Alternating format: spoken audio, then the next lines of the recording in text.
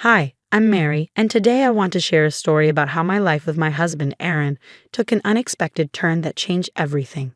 Our lives were pretty simple. We both worked from home, enjoying the peace and routine we had built together. It was just the two of us until one day, Aaron's sister, Karen, showed up unannounced with her daughter, Teresa. It wasn't the first time Karen had dropped Teresa off for a few hours, but this time marked the beginning of a new, chaotic chapter in our lives. "Hey, I'm really caught up with some things. Can Teresa stay with you today?" Karen asked, her voice rushed as she barely waited for a response. She practically pushed the stroller into our living room. At first, it was just a few hours here and there, and we didn't mind. Teresa was a delight, her laughter filling our home with a warmth we hadn't realized was missing. But soon, Karen's visits became more frequent, and her stays longer, often without any prior notice. One evening, as Aaron and I were in the middle of a project deadline, Karen called. "I need to leave Teresa with you for a couple of days. I'm heading out of town for an emergency," she said, sounding desperate. "But Karen, we have a huge presentation tomorrow. We really can't."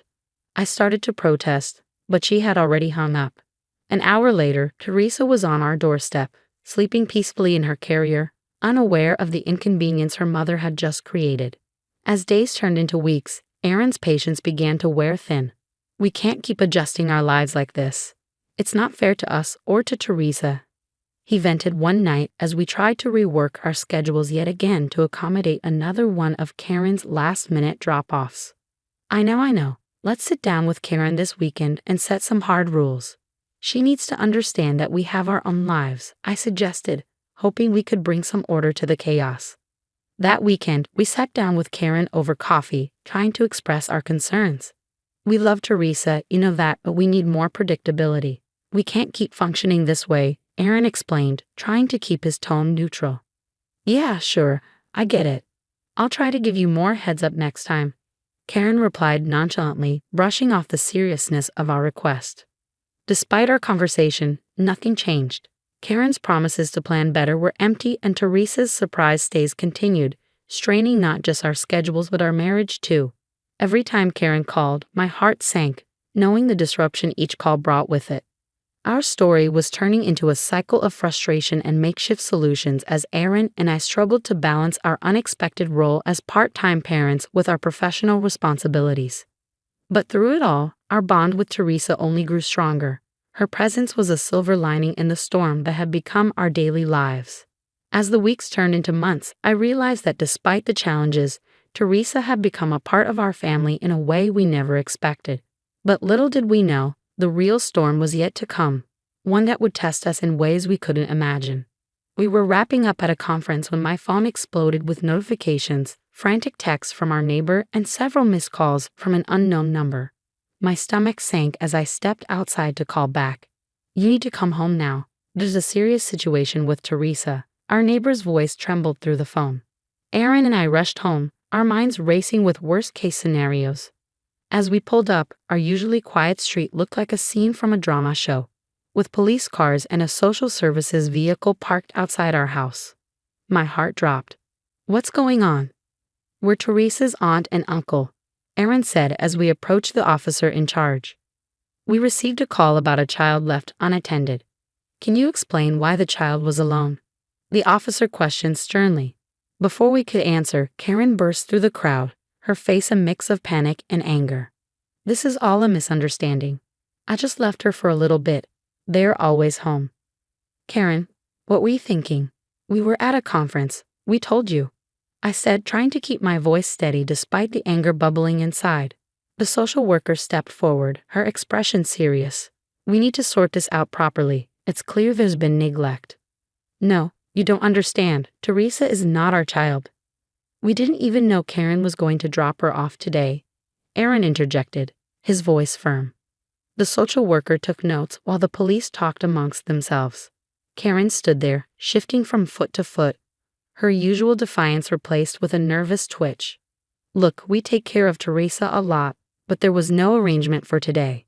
Karen knows we have professional commitments," I explained, hoping to shed some light on the chaos. The officer nodded. "We'll need to verify all these details.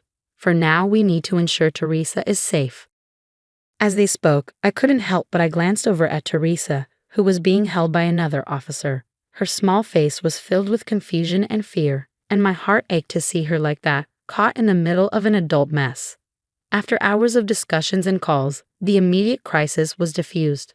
The officers and social worker eventually left, but not before making it clear that a follow-up visit was on the horizon. Karen apologized half-heartedly before leaving, but the damage was done. I can't believe she just left Teresa like that. What if something had happened? Aaron said, his face etched with worry after everyone had gone. We need to do something, Aaron. We can't let this happen again. Teresa could have been seriously hurt. I replied, my mind racing with the implications of the day's events. Yeah, we need legal advice. We have to protect Teresa, and frankly, ourselves too. This can't go on, Aaron agreed, his usual calm demeanor replaced by a resolve I hadn't seen before. As we settled back into the quiet of our home, the events of the day replayed in my mind. It was clear that our informal arrangement with Karen had to end. For Teresa's sake, and for our peace of mind, we needed a solid plan, one that would ensure her safety and our legal protection. But as I watched Teresa sleeping peacefully in her temporary crib, unaware of the turmoil around her, I knew this was just the beginning of a long and complicated journey. We need to talk about Teresa's future, Aaron said as we met with a family lawyer the following week. We're considering foster care or even adoption if that's what's best for her. The lawyer nodded as she sorted through some papers. Given the circumstances, fostering is a viable option, but you'll need to start the process formally. There's a lot involved: home visits, background checks, and several court dates.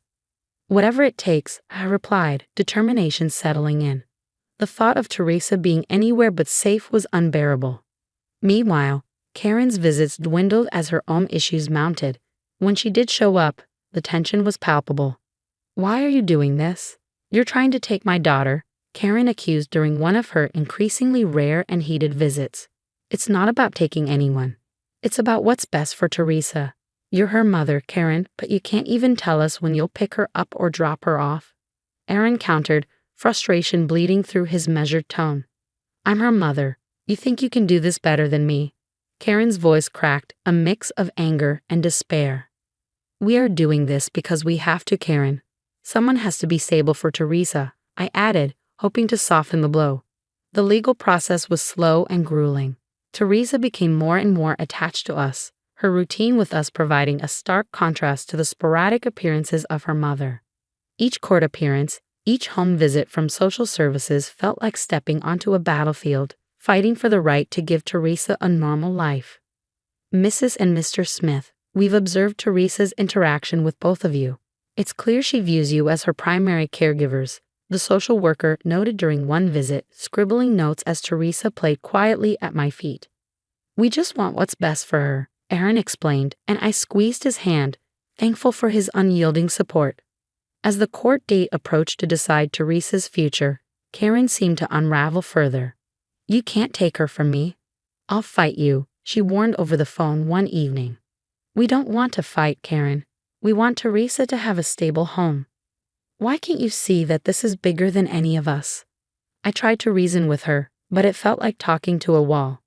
The day of the ruling, we sat in the courtroom, hands intertwined, the weight of the past months bearing down on us. Karen was there, looking worn and defeated. The court has decided to grant temporary custody to Mary and Aaron Smith, with the possibility of moving towards adoption if conditions do not improve for the biological mother, the judge finally declared. Relief washed over me, tinged with sadness for Karen. As we walked out of the courthouse, Karen approached us. Take good care of her, that's all I asked, she said, her voice soft and resigned. We will, Karen. We promise, Aaron replied, compassion in his voice. As we drove home, the sun was setting in a brilliant display of oranges and reds. I looked at Teresa in the rearview mirror, her eyes sleepy but content. The road ahead would be long and perhaps never easy, but as long as Teresa was with us, it felt right.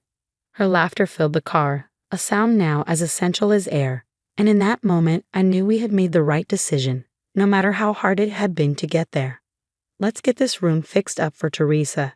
She deserves a space of her own, Aaron said as we surveyed the guest room, now destined to become Teresa's nursery. Paint samples and fabric swatches were spread out on the floor, a kaleidoscope of potential. I think she'd love this sunshine yellow. It's bright and happy, just like her, I suggested, holding up a swatch. Aaron nodded, and we set to work transforming the room into a haven for Teresa, assembling furniture and decorating the walls with cheerful decals. As we worked, our conversations often drifted to Karen and how we could facilitate a healthy relationship between her and Teresa. It's important for Teresa to know her mother, no matter what's happened, I mused, smoothing down a decal. Absolutely. I'll reach out to the social worker and set up a schedule for supervised visits. We need to ensure it's structured and safe. Aaron agreed, his voice firm but thoughtful. The first supervised visit was set for the following week at a local park. Karen arrived looking nervous but hopeful. Teresa ran toward her, a small giggle escaping as she flew into her mother's arms.